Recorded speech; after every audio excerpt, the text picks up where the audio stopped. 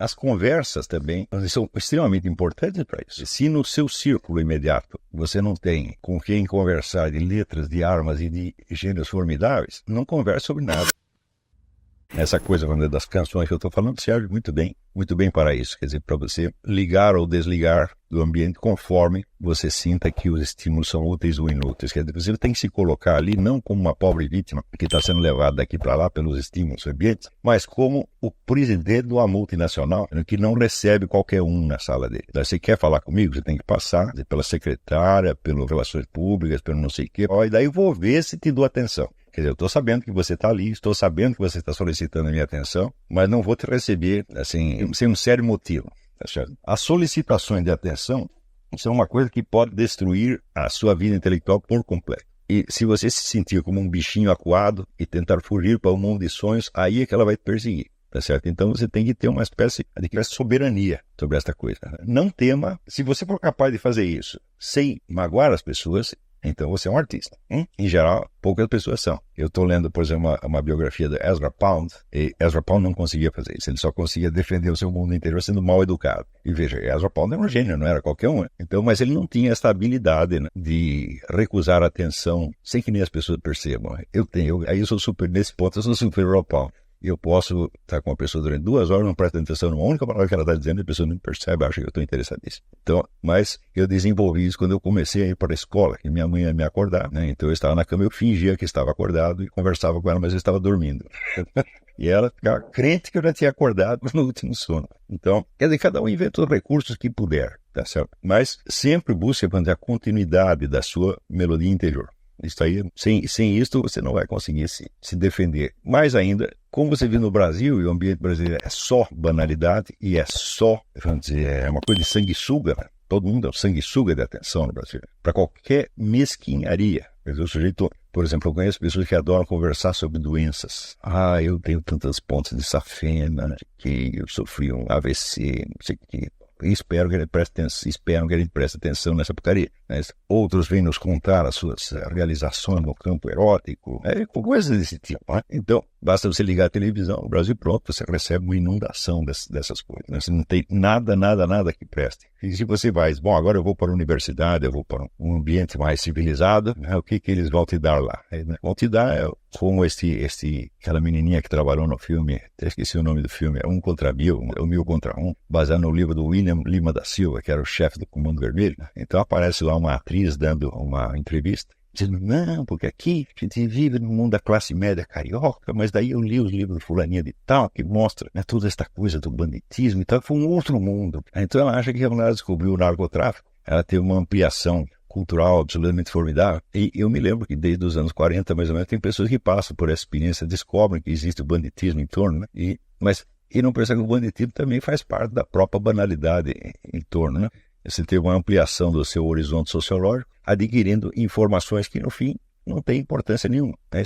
Se você pensar o que são esses 50 mil brasileiros que morrem por ano, né? São a repetição banal de uma realidade macabra. Quer dizer, o macabro se tornou banal também. Então, eu não creio que esta penetração nas misérias sociais seja efetivamente uma ampliação da inteligência, um crescimento da inteligência. Por quê? Porque ela se constitui apenas de dados homogêneos. Né? Quer dizer que milhões de cigarros de maconha, né, milhões de pacotinhos de cocaína, não contém nenhuma informação a mais, além do primeiro cigarro de maconha ou do primeiro pacotinho de cocaína. Tá certo? Então, isso aí são informações desse tipo que você tem acesso nas universidades. Quer dizer, eles vão te fazer uma penetração na banalidade, uma absorção de banalidade, disfarçada de tomada de consciência. Alguns chamam de conscientização, essa porcaria. Então, como não há mudança, não há um acréscimo qualitativo, né, não é ampliação nenhuma. Você está apenas tomando nota de mais fatos banais que não significam grande coisa. Agora, isso não acontece, por exemplo, quando você lê um diálogo de Platão, porque ele vai inaugurar possibilidades cognitivas que você não tinha antes. Ele não está apenas te dando novos fatos da mesma ordem, do mesmo plano, mas está te elevando a um outro plano, de onde todos os fatos aparecem transfigurados. E é esta a experiência que você tem que ter. Né?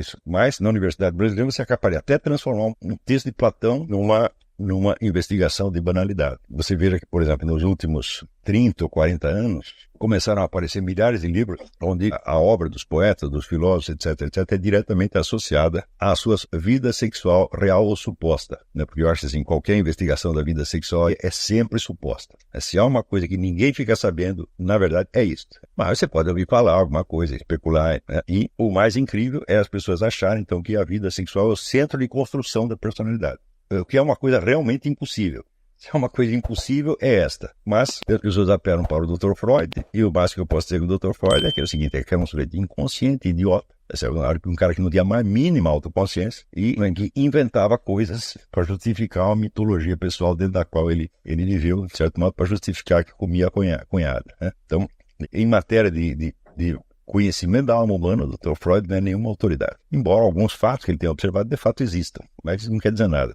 Muito bem. Também em função do mesmo problema, e já que eu estava falando na biografia do Pound, então perguntaram para o Pound o que Pound esteve na cadeia durante 12 anos, sem nenhuma acusação formal, sem nenhum processo, até hoje não se sabe exatamente o que ele estava fazendo lá, mas daí perguntaram para ele, e todo dia recebia visitas. Então perguntaram para ele do que ele conversava com as visitas. Daí ele respondeu uma citação latina que eu não sei, eu acho que é de Virgílio, mas não tenho certeza. Ele respondeu, de literis, de armis, prestantibusque ingenies. Quer dizer, de letras, de armas e de gênios formidáveis. E daí diz ele, que são as únicas coisas das quais as pessoas inteligentes devem conversar.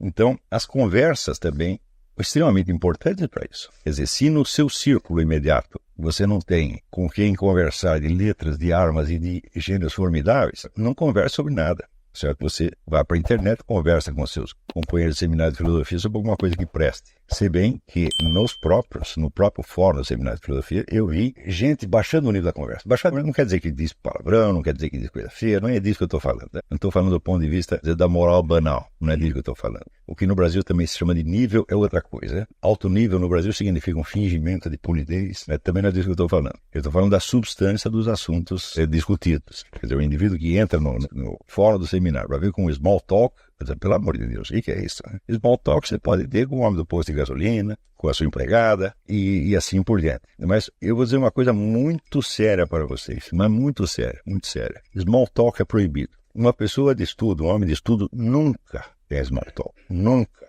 Então, o que quer que diga, mesmo que pareça small talk, tem que estar carregado uma segunda, uma terceira camada de sentido e tem que ser algo que está enriquecendo realmente a convivência. Tá certo? Então, infelizmente, no Brasil, há muito tempo não se tem esse tipo de diálogo. Ou você tem só o small talk, ou você tem um fingimento de vida intelectual no nível universitário puramente profissional, que é exatamente o que você pode encontrar em pessoas da USP. Mas sinceramente, eu não conheço, nesse meio universitário brasileiro, nunca conheci uma única pessoa capaz de manter conversas, por exemplo, como eu mantinha com o Bruno Tolentino, que era exatamente isso, de literis, de armis, prestantibusque ingeniis. Era só isto que nós falávamos, só isso o tempo todo. Não quando estava fazendo piada, era isto. Né? Então, eu tive a felicidade de ter esse convívio com o Bruno, embora durante pouco tempo, e poder saber, então, o que é uma conversa verdadeiramente civilizada entre pessoas de estudo. Mas isto não se vê no Brasil, porque o elemento fundamental dessa conversa é a sinceridade. É que ela seja um depoimento efetivo sobre o que ele passa na alma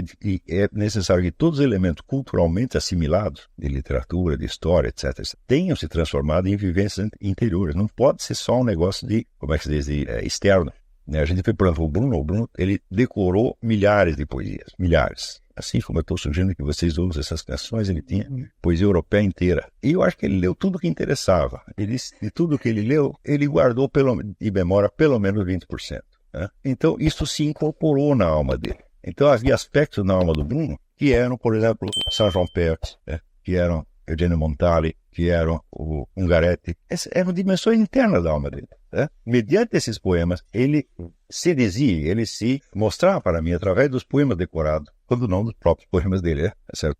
Note que isto é conversa de intelectual. E sem isto, não dá para fazer nada. Você é capaz de imaginar, por exemplo, sei lá, Santo Tomás de Aquino e Santo Alberto Magno, conversando de banalidade, de besteira, ou sentar ali para reclamar da vida. Ah, a gasolina está cara, porque não tinha gasolina, né? Era qualquer outra coisa. E perdendo tempo com isso, é impossível imaginar. Então, o small talk é uma forma de parasitismo. É uma coisa vampiresca, realmente. E às vezes as pessoas mantêm isso apenas porque elas acham que os outros esperam que elas façam exatamente isso. Eu digo, olha, se você não tem nada valioso para falar, fique quieto, pô. Então, eu acho que é inteiramente normal. Pessoas que são amigas, que gostam muito uma da outra, ficar quieta horas. Até que a Isabela, ela é minha testemunha. Ela ia trabalhar no meu escritório, ficar sentadinha na mesa dela, eu ficava aqui, eu tô ali lendo uma coisa, ela lá. Cada 3 horas saía umas palavrinhas. Ela nunca ficou brava comigo porque eu não falava nada. Então, isso é normal. Essa ansiedade de falar, esse temor do silêncio, isso aí corrompe as pessoas, não?